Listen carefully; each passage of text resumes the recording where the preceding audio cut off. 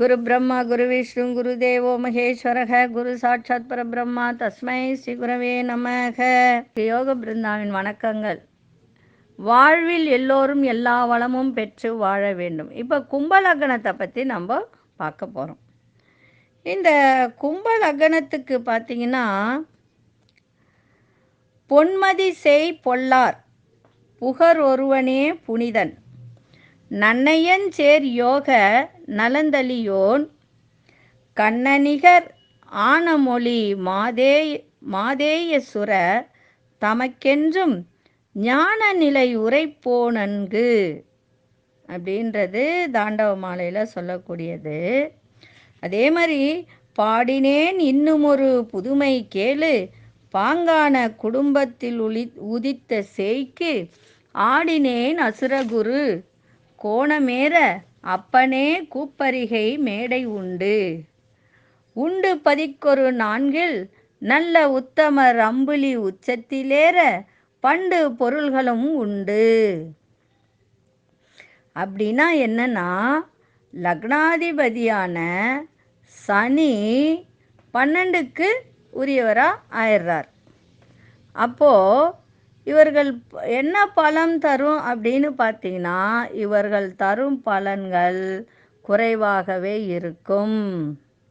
அப்போது சுக்கிரன் புதன் குருவுடன் ராகு கேதுவுடன் சேரும்போது நல்ல பலன்களை இவங்களுக்கு தர நிறைய வாய்ப்புகள் உண்டு.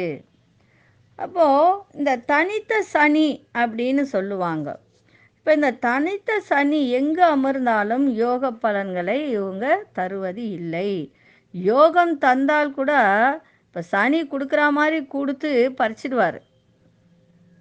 அதுக்கு ஒரு பாட்டே கூட இருக்குது, கொடுத்தவனே பறித்து கொண்டாண்டி அப்படின்னு ஒரு பாட்டு இருக்குது பாருங்கள். அந்த மாதிரி தான் நிலை இது. அப்போது 2க்கும் 11க்கு உரிய குரு இந்த லக்னத்திற்கு சுபத்தன்மை பொருந்தியவர் அப்படின்னு சொல்லலாம். ஆனால் இவர் தனித்து 1 2 5 6 8 10 11 போன்ற இடங்களில் இருந்தால் நல்ல பலனை தருவார். ஆனால் இந்த இடங்களில் இவரோடு ராகுவோ கேதுவோ சூரியனோ சுக்கிரனோ சேருவது நன்மையே இவங்களுக்கு தருகிறது. அப்போ 3 10க்குரிய செவ்வாய் இந்த லக்னத்திற்கு பாபியாகி விடுகிறார். இப்போ சூரியன் செவ்வாய் சனி சேர்க்கை எங்கே இருந்தாலும் அதிகபட்ச பாதிப்பான பலன்களையே தருகிறார். அதனால் இப்போது இன்னொரு இது என்ன அப்படின்னு பார்த்தீங்கன்னா, இப்போ இந்த குரு செவ்வாய் சுக்கிரன் இருக்கார். இப்போ இந்த குரு செவ்வாயும் ஒன்றா சேர்ந்தால் குருமங்கள யோகம், செவ்வாயும் சுக்கிரனும் ஒன்றா சேர்ந்தால் சுக்கிரமங்கள யோகம் அப்படின்னு சொல்லக்கூடியது. அப்போ இந்த சேர்க்கையானது எங்கு இருந்தாலும் இவங்களுக்கு எதிர்பாராத ஒரு விபத்து, ஆயுள் பயம் போன்றவர்களை இவங்களுக்கு கொடுத்துரும். அப்போ இவர்களோடு சனி தொடர்பு பெறுவது தவறை அதிகப்படுத்துவதாக தான் இருக்கும். அப்போது 4க்கும் 9க்கு உரிய சுக்கிரன் 3 6 8 12 இருப்பது உங்களுக்கு சிறப்பானதாக இல்லை. ஏன் அப்படின்னா, அவர் தசாபுத்தி காலத்தில் பல நன்மைகளை செய்கிறது.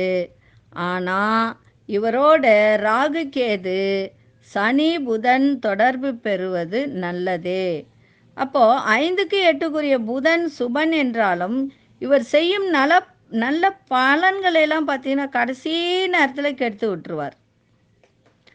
இவர் 4 5 8 10 இருப்பது யோக பலன்களை தரும்.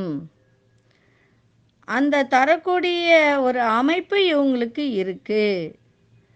ராகு கேதுக்களின் நன்மை இவங்களுக்கு செய்தா அப்படின்னு பார்த்தீங்கன்னா, 6க்குரிய சந்திரன் சனி குருவுடன் தொடர்பு பெறுவது நன்மை தருகிறது.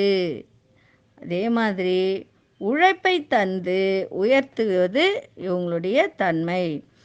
7க்குரிய சூரியன் 3 5 10 11 இருந்தால் நல்ல பலனை தருகிறது. மற்ற இடங்களில் இருப்பது தவறை தருகிறது. அப்போது இந்த லக்னத்துக்கு கஜகேஸ்வரி யோகம், குருமங்கள யோகம், அதியோகம் நன்மைகளை தருவது இல்லை. ஒரு நல்ல நன்மையை இவங்க இந்த லக்னக்காரர்களுக்கு கொடுக்க மாட்டாங்க. ஆனால் இந்த மாளவியா யோகம், நிபுண யோகம் நல்ல ஒரு நன்மையை இவங்களுக்கு செய்யுது.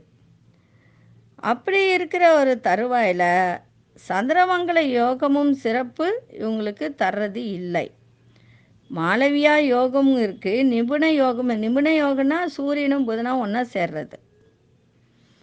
அப்படி இருக்கிற பட்சத்தில் சந்திரன் நாளில் இருப்பது ஒரு வகை நல்ல பலன்களை இவங்களுக்கு தந்து விடுவாங்க. அதனால் தொழில் ரீதியாகவும் சரி, இல்லை இதை நீங்கள் பார்த்துட்ருக்கோங்க அத்தனை பேரும் என்ன செய்கிறீங்க அப்படின்னு சொன்னால், இந்த மாதிரி ஒரு விஷயத்தில் இந்த மாதிரி ஜாதகத்தில் இருந்தது அப்படின்னு சொன்னால் நீங்கள் கோவிலுக்கு போங்க, அதே மாதிரி பரிகாரங்கள் செய்யுங்க. சில விஷயங்கள்லாம் இந்த கும்பலக்னக்காரர்களுக்கு நடக்கும். ஏன்னா 2க்கும் 11க்கும் அதிபதி தான் உங்களுக்கு சூரியன். அதே சமயத்தில் பார்த்திங்கன்னா 1க்கும் 12க்கும் அதிபதி சனி பகவான். அப்போது சனி தனித்து நின்னா மட்டும்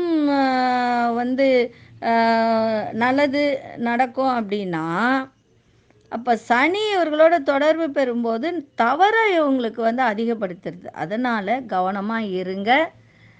நிறைய சனி பகவானுக்கு பிரீத்தி பண்ணுங்க.